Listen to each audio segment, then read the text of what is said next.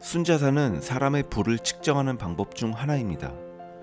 본인의 순자산을 측정하는 방법 중 가장 간단한 것은 계좌에 있는 금액을 싹 다 모으고 자동차나 집 등 현재 보유한 모든 것을 전부 팔아서 생긴 돈을 합친 뒤에 현재 가지고 있는 빚을 모두 갚고 난 후 남은 금액을 보시면 됩니다. 여러분의 현재 순자산은 얼마인가요? 시간 나시면 대충이라도 한번 확인해 보세요. 내가 현재 보유한 순자산을 다른 사람과 비교할 때 어느 정도인지, 내가 지금 현재 재정적으로 바른 길을 가고 있는 건지 알기를 원하신다면 이번 영상이 매우 도움이 될 겁니다. 영상을 시작하기 전에 알아야 할 사항이 있습니다. 첫째, 우리가 언론이나 유튜브, 블로그 등에서 흔히 볼 수 있는 평균 순자산은 부를 상속받은 일부 사람들이 평균을 너무 극적으로 왜곡하기 때문에 현실과는 맞지 않는 부분이 있습니다. 따라서 조금이라도 더 정확한 재무 분석을 위해 극단값을 제외한 중앙값을 사용하였습니다. 둘째, 연령대별로 순자산 중앙값을 알려드리고, 마지막으로 해당 연령대별 상위 10%에 들기 위해 필요한 자산이 얼마인지 조사해 보았습니다. 모든 나이는 만 나이 기준입니다. 자료는 통계청과 한국은행을 참고하였습니다. 일반적으로 자산 형성에 시간을 투자하기보단 본인의 스펙을 올리는 데 대부분의 시간을 투자하는 나이입니다. 20대 중반부터 취업 초기 단계로 소득이 생기기 시작하지만 학자금 대출 상환 및 초기 정착 비용으로 인해 순자산이 높을 수가 없습니다. 29세 이하의 순자산 중앙값은 대략 4,860만원이며 이 단계에서 현재 순자산이 5천만원 이상이라면 비슷한 연령대의 다른 사람들보다 더 잘하고 있다는 의미입니다. 이 연령대의 상위 10%에 속하려면 약 1억 3,935만원에서 1억 8,580만원을 순자산으로 보유해야 합니다. 이 상위에 속한 이들은 일반인이 넷플릭스를 보고 개인 방송에서 별풍선 쏘며 20대 차를 구매하여 플렉스하는 동안 일찍 수익 창출 방법을 찾아낸 사람들입니다. 이 단계에서는 돈이 얼마나 중요한지, 그리고 실제로 돈이 얼마나 필요한지 깨닫게 되는 나이입니다. 특히 남성들은 첫 번째 관심사가 이성에서 돈으로 드라마틱하게 변하는 시기이기도 합니다. 시장이 여러분의 능력에 냉정하게 가치를 부여하는 시기이며 학력, 능력, 경력에 따라 가치에 상응하는 보수를 받게 됩니다. 이 연령대의 순자산 중앙값은 대략 1억 7,680만원이며 혹시 30대 후반이 될 때까지 순자산이 이 중앙값보다 매우 낮다면 지금까지 무언가를 제대로 한 적이 없고 아직도 돈은 미스테리한 존재이며 매우 잘못된 삶을 살아왔다는 의미입니다. 20대에 창업해서 파산하는 것은 좋은 경험일 수 있지만 30대 중반이 넘어서 파산하는 것은 웃고 넘어갈 일이 아니기 때문입니다. 막대한 부채는 인생에서 가장 큰 재정적 스트레스 중 하나입니다. 이 연령대의 상위 10%에 속하려면 필요한 순자산은 약 11억 원 이상입니다. 더 이상 부모님과 함께 살지 않으며 모든 재정적 책임은 전적으로 본인에게 있고, 이전에는 어른이 된 것이 현실적으로 느껴지지 않았다면 지금은 확실히 느껴지는 나이입니다.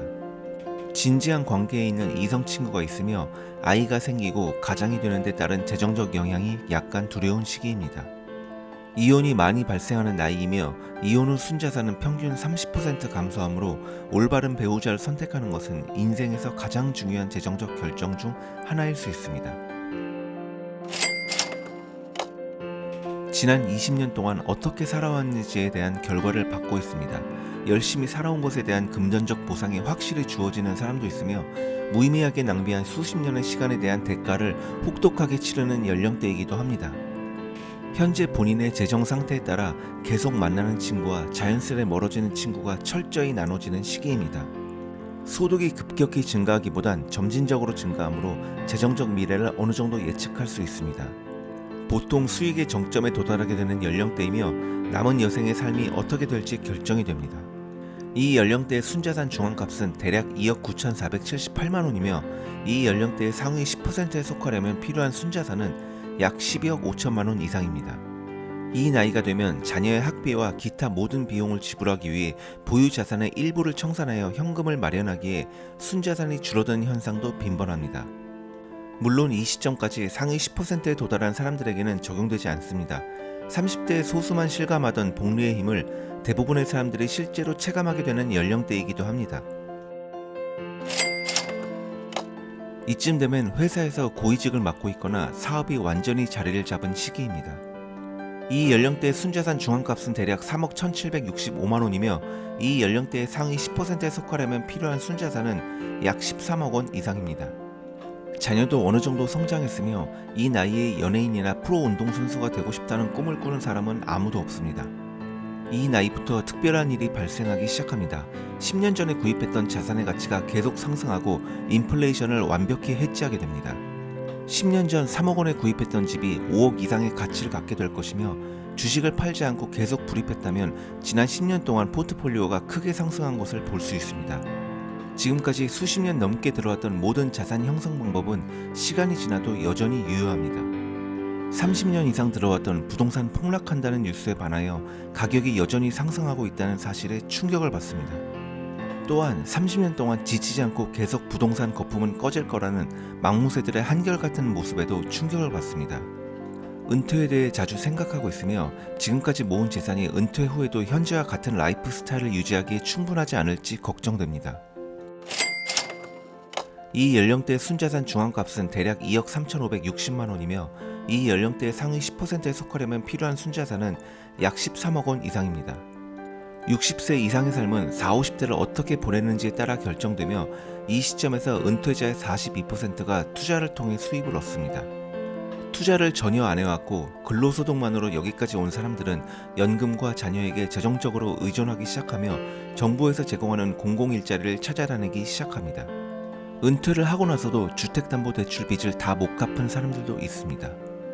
대부분의 노인들은 저축한 돈이 죽는 날까지 지속되지 않을 것을 알고 있기에 이를 매우 두려워하며 일부는 노인 커뮤니티 케어 회원 비용을 감당하기 위해 가지고 있는 집을 팔아 현금을 만듭니다. 지속적으로 발생되는 의료 비용으로 인해 보유하고 있던 자산 청산은 계속 늘어나게 됩니다. 지금까지 시청하신 것을 참고삼아 본인의 현재 현금 흐름을 바탕으로 어느 정도의 투자를 하는 것이 좋을지 계산해 보시기 바랍니다. 직장에서 받는 월급이 유일한 수입원이신 분들 중에 은퇴 후 국민연금, 퇴직연금, 개인연금만으로도 노후 생활비는 충분할 것이라고 생각을 하고 계시는 분들이 있습니다. 이는 대단한 착각입니다. 사람마다 경제 여건이나 생활 씀씀이는 다르겠지만 은퇴 후 현금 흐름 기준으로 통상 월 200만 원 수준의 노후 생활비를 매월 요구하는 것으로 나타나고 있습니다. 여기서 200만 원이란 현재 화폐의 가치 기준이지 20-30년 뒤의 현금 가치가 아니라는 것을 반드시 아셔야 합니다. 결국 노후에도 지금과 같은 라이프 스타일을 유지하기 위해선 지금의 현금 흐름과 비슷한 수준의 금액이 매달 필요할 것이며 이를 해결하기 위한 방법은 한 살이라도 어릴 때 추가적인 수입 파이프 시스템을 구축하여 안정적인 노후 대책을 마련해야 할 겁니다.